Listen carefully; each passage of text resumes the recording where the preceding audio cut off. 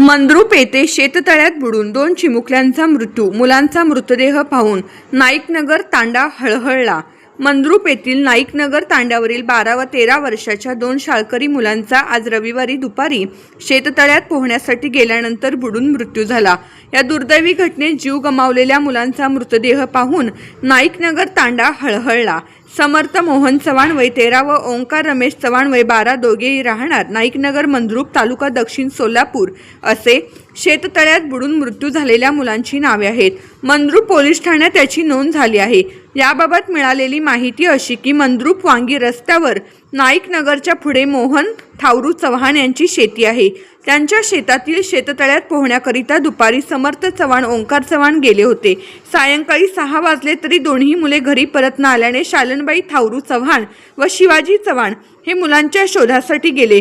शेततळ्यावर जाऊन पाहिले असता दोन्ही मुले पाण्यावर तरंगत असल्याचे दिसले. लगेच नाईकनगर तांड्यावरील काही लोकांना बोलून पाण्यातून बाहेर काढले. खाजगी वाहनातून उपचाराकरता बेशुद्ध अवस्थेत ग्रामीण रुग्णालय मंद्रुप येथे दाखल केले असता डॉक्टरांनी तपासून दोघांचाही उपचारापूर्वी मृत्यू झाल्याचे सांगितले. या घटनेची माहिती मिळताच मंद्रुपचे पोलीस निरीक्षक शंकर पटवारी हे ग्रामीण रुग्णालय आले.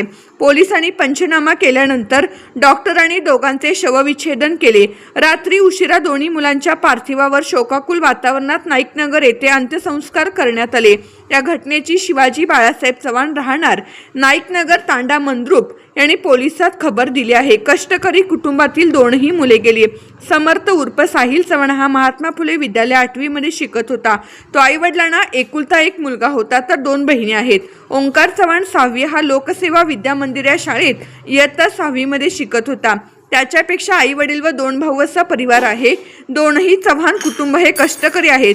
2ही चिमुकल्या मुलांचा दुर्दैवी मृत्यू झाल्याने संपूर्ण नाईकनगरमध्ये हळहळ व्यक्त होत आहे. 2ही मुलांचा मृत्यू झाल्याचे समजताच ग्रामीण रुग्णालयामध्ये नाईकनगर व सेवालाल नगरमधील बंजारा समाजाच्या ग्रामस्थांनी मोठी गर्दी केली होती. उन्हाच्या तडाख्याने पोहण्यास गेली. आज रविवारी उच्चांकित 44° तापमान होते. उन्हाचा कडाका व झळा घराबाहेर पडू देत नव्हत्या. अशा तळपत्या उन्हात अंगाची लाहीलाही होत होती. त्यामुळे ही 2ही मुले शेततळ्यात पोहण्यासाठी गेली आणि दुर्दैवी घटना घडली. गेल्या 12 एप्रिलला 2 बहीण भावाचा मृत्यू. गेल्या महिन्यात 12 एप्रिल रोजी कारकल हद्दीतील एका शेततळ्यात पोहण्यासाठी गेलेल्या 2 बहीण भावांचा दुर्दैवी मृत्यू झाला होता. त्यानंतर आजची दुसरी घटना घडली. अशा घडलेल्या घटना पाहता शेततळ्यांची सुरक्षितता तपासली पाहिजे. पालकांनी लहान मुलांची काळजी घेणे गरजेचे आहे. बातम्या आणि जाहिरातीसाठी संपर्क